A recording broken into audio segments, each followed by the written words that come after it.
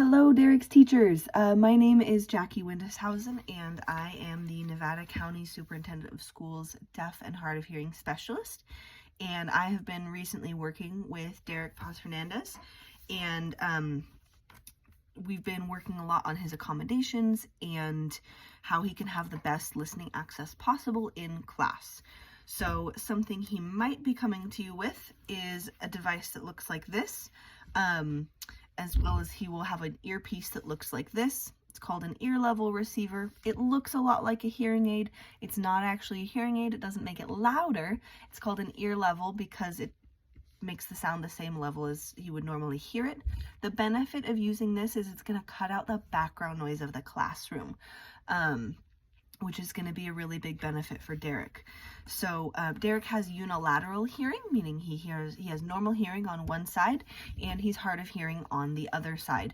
So for a lot of us that have bilateral, two-sided hearing, we can kind of hear some background noise in one ear and then the sound that we're focusing on, like the teacher's voice, with the other ear, and our brains can kind of tune out this ear and focus in on this ear and kind of tune out that background noise and listen to what we're trying to listen to. Derek doesn't have that option because everything is going into that one ear. So tuning out the background noise is a significant challenge. And it's a lot more work for his brain. So we'd like to reduce that brain power of listening so that he can use that brain power for learning. So he might be coming to you. He's going to be very independent with this. He should be taking care of most of the process for you. He's going to put the little earpiece on himself. He's going to connect it to the microphone. And then he's going to give you the microphone to likely wear around your neck. So when he does that, you put it around your neck with the lanyard.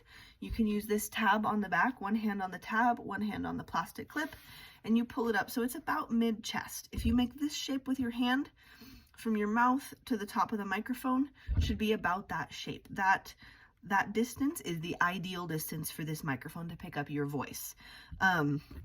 That's pretty much all you need to do. It'll be connected, you put it around your neck, it's gonna pick up your voice, and it's gonna be much clearer, and it's gonna stream right into his ear like a Bluetooth headphone.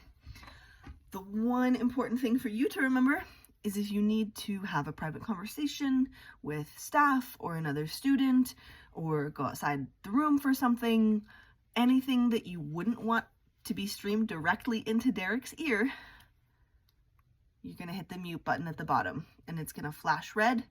That means sound is no longer going to be transmitted to the earpiece. You are muted. And then when you're ready to come back to teaching, unmute and you're good to go, and you'll be right back in his ear. So that's the main thing, is remember to mute it if there's anything you don't want him overhearing, or that he doesn't need to be overhearing, and unmute it when you're ready to get back to teaching. And then he'll connect it and disconnect it, and then when you're ready to take it off, you can loosen it and give it back to him for him to take to his next class. Like I said, he should be very independent with that. The only thing you'll need to do is put it around your neck, make sure it's the right distance, and mute it and unmute it as needed. I also wanted to review his accommodations briefly. There are some that are more important to Derek than others, so I've been talking with him about which ones that he really likes and which ones really benefit him, and which ones that we put in the IEP to give him a try and see if they would help him, but there's a few that he doesn't really feel like he needs or doesn't really feel like they're helpful. So I'll go through that.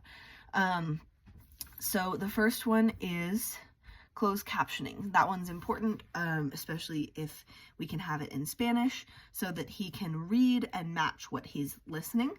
So he'll just hopefully be getting more information from what he's listening to. The next one is checks for understanding by having the student restate or paraphrase information. So what can you tell me about the instructions I just gave? Or what can you tell me about the concept that I just introduced? Or can you tell me what you're supposed to be doing right now?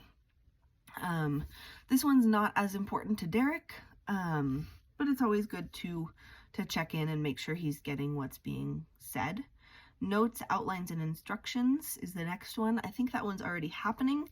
He's getting things translated, or he's getting copies of slideshows in advance being translated, so that's fantastic. He does think that's helpful for him. The next one is repeating and rephrasing responses of other students. This one's not as important to Derek. It could be potentially helpful if there's a student all the way across the room or it's a really noisy environment. He may not hear the student across the room. So if the teacher's closer, it might be helpful for them to repeat what that student said. But for the most part, unless they're in a super noisy environment or that other student is really far away, he'll probably be able to hear what they said. The next one is reducing background noise. This one is an important one. Derek stated that background noise is really impactful for him, and it takes a lot of brain power for him to try and tune out that background noise and focus on the teacher. So the more we can do to reduce the background noise, the more of his brain power we can devote to learning. Although I've worked with high schoolers, I know that sometimes background noise is a part of the deal. So whatever you can do to reduce the classroom chatter when possible, but especially before giving instruction. The next one is obtaining his attention before speaking to him. He doesn't find this one to be super important or necessary to him. He's paying attention most of the time, and usually the classrooms are quiet enough that he's able to hear somebody speaking to him. I think the only time that one would come into play is if he's like zoned out, which I don't think is typical for him, or if he's like focused on something else, giving him like a heads up, like, hey Derek, and then go on with whatever you're gonna tell him. The next one is flexible seating away from sources of background noise and with his right ear towards the teacher or speaker. So flexible seating or preferential seating, this is one that he finds really helpful, and this is one we've been talking about a lot lately, about him analyzing his listening environment and figuring out where to position himself so that he has the best listening access possible. So he may be coming to your class in the near future and asking to move his seat possibly if he thinks that there's a spot that would be better for him, because background noise we know is really impactful for him, and then just being close to the teacher so he has a little bit better access. So those are his accommodations and a little bit more information about which ones are the most important to him. And if you have any questions or want to discuss anything, feel free to reach out. All of my contact information is below my email signature. You're welcome to call, text, email, whatever works best for you. So yes, I hope this was helpful, and reach out if you have any questions or concerns or want to chat. Otherwise, here it is. I hope this was easier than trying to get together for a meeting all together. Thank you.